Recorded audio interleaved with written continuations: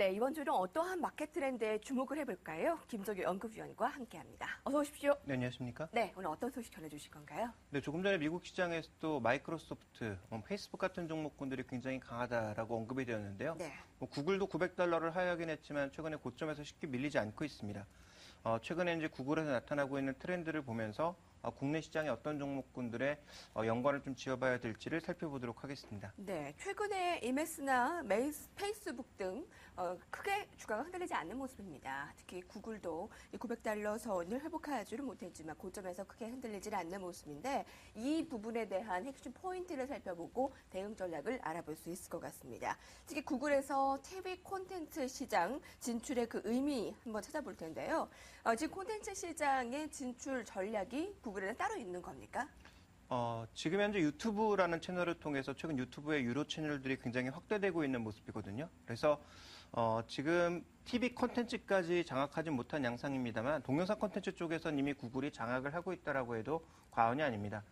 우리나라의 싸이 같은 경우도 유명해진 것이고 유튜브 채널을 통해서 유명해진 것이기 때문에 이와 관련된 데는 분명히 있고요. 최근에 나온 뉴스, 지난 주말에 나온 뉴스 중에 한 가지는 구글이 NFL, 즉 북미 그 풋볼 리그, 우리가 흔히 얘기하는 이제 미식 축구 리그에 대한 중계권에 협상을 하고 있다라는 그런 뉴스가 나왔는데요.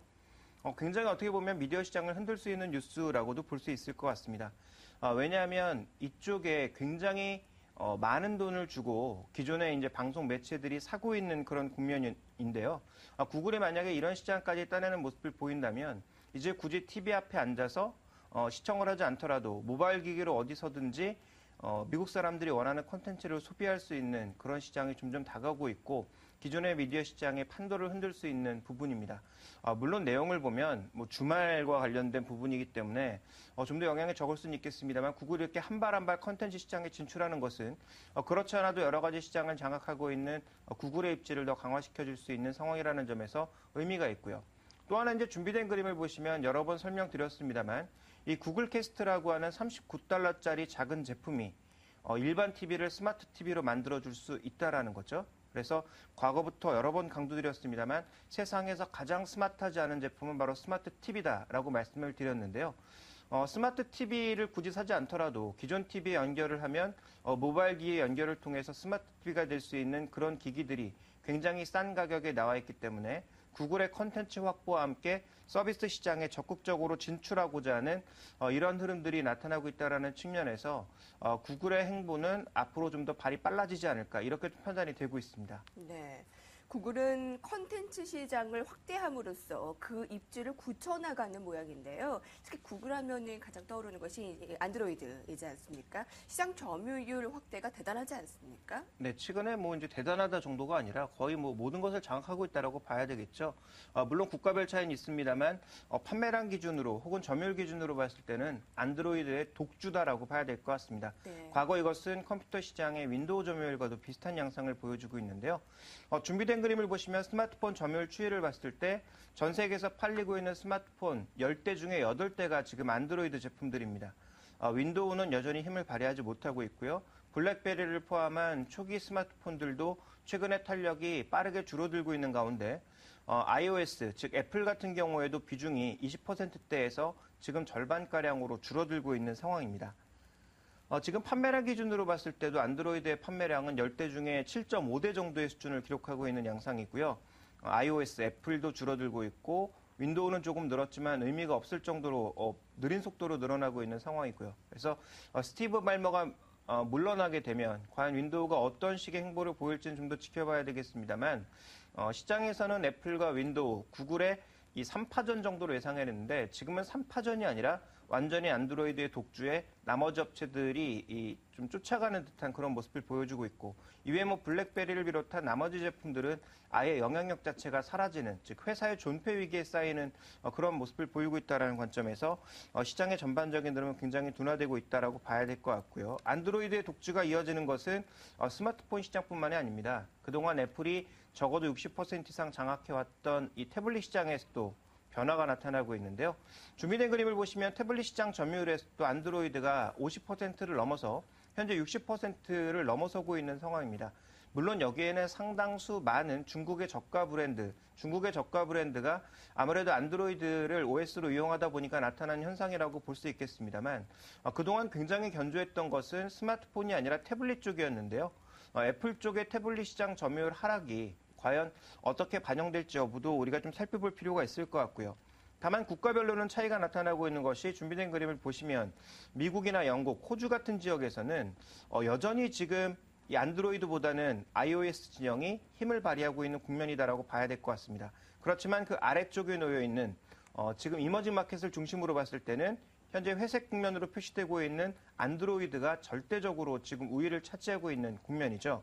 현재 성장이 미국이나 유럽 등의 선진국이 아니라 중국이나 인도를 비롯한 이머징 마켓 쪽에서 성장성이라는 것을 봤을 때 향후 전체 시장 점유율을 놓고 보면 여전히 안드로이드 독주가 이어질 가능성이 조금 더 높지 않나. 다만 선진국 시장에서는 여전히 iOS도 굉장히 영향력을 좀 발휘하고 있다. 이렇게 봐야 될 것 같습니다. 네. 김종윤 연구위원께서는 오늘 이 구글의 시장 점유율 확대에 대해서 특히 주목을 해주셨는데요. 자, 그러면 이 구글의 앞으로의 향보와 함께 국내에서는 관련 종목들의 전략이 필요할 텐데요. 어떻게 제시를 해줄 수 있습니까? 네, 구글이 이제 사업을 어느 쪽으로 넓혀가고 있는지를 우리가 좀 살펴볼 필요가 있겠는데요. 여러 번 설명을 드렸지만 하드웨어 쪽으로도 진출을 하고 있습니다. 이미 모토로라 인수를 통해서 예상된 부분인데요. 모토X라고 하는 모델을 통해서 하드웨어 시장에 진출을 하고 있는 양상이죠. 그래서 이 모토X 같은 경우에 지금 미국에서도 좀 많은 논란이 있습니다. 가격은 기존에 아주 높은 하드웨어를 제공하는 그런 제품보다는 조금 낮은 수준으로 나올 것으로 예상이 되고 있습니다만 가격이 굉장히 낮기 때문에 과연 모토X가 미국 시장에서 얼마만큼 영향력을 발휘할지를 살펴보고 있는 국면이고요. 또 하나 중요한 건 준비된 그림을 보시면 이런 모토X뿐만 아니라 지금 구글 뮤직과 같은 별로 돈이 안 됨에도 불구하고 구글이 영향력을 발휘하면서 기존에 굉장히 강했던 애플의 이 시장 구도를 조금씩 잠식해 나가는 굉장히 다양한 서비스가 나타나고 있다는 거죠. 그래서 지금 현재 구글 같은 경우에는 하드웨어도 진출하고 있고 뮤직 서비스와 같은 돈이 되는 그리고 이 모바일 시장에서 영향력을 발휘할 수 있는 거의 모든 시장에 참여를 하고 있다는 것을 주목해 볼 필요가 있을 것 같고요. 네. 또 하나 중요한 것은 준비된 그림을 보시면 최근에 구글이 어떤 업체들을 인수하고 있는지 잘 살펴보실 필요가 있습니다. 구글이 최근 인수하고 있는 업체들은 보시면 전자상거래 쪽이라든지 아니면 클라우드 컴퓨팅 관련된 업체라든지 아니면 자연어 처리 프로세싱 같은 종목군들을 삶으로써 전체적으로 지금 서비스를 강화하고 하드웨어 관련되어 있는 여러 가지 소프트웨어를 적극적으로 사고 있는 모습들이 나타나고 있습니다. 그래서 구글은 여전히 배가 고픈 상황이기 때문에 좋은 기술력을 갖고 있는 벤처 업체들이나 상당히 규모가 있는 업체도 두려워하지 않고 계속 발을 넓혀나가고 있다는 거죠. 그러면 과연 이것들이 어떠한 이 시사점을 가지는지를 좀 살펴볼 필요가 있을 것 같은데요. 가장 먼저 보시면 이 모바일 장악력이라고 하는 것이 단순하게 하드웨어와 관련된 소프트웨어뿐만이 아니라 서비스 시장을 지금 넓혀가고 있는 상황이기 때문에 지금 전자상거래라든지 컨텐츠라든지 그 외 여러 가지 산업들 전체적으로 지금 스마트폰 하나를 둘러싼 굉장히 큰 산업들을 구글이 장악력을 넓혀나가고 있다는 관점에서 국내 하드웨어 업체들은 조금 주목을 해야 될 것 같습니다. 네. 왜냐하면 구글이 점점 낮은 가격으로 하드웨어 가격들을 낮춰나가고 있거든요. 이런 트렌드가 현재 구글이 내고 있는 넥서스 브랜드를 비롯한 제품들의 가격도 계속 하향되고 있는 상황에서 과연 삼성의 갤럭시가 좋은 가격을 유지할 수 있을지 좀 지켜볼 필요가 있겠고요.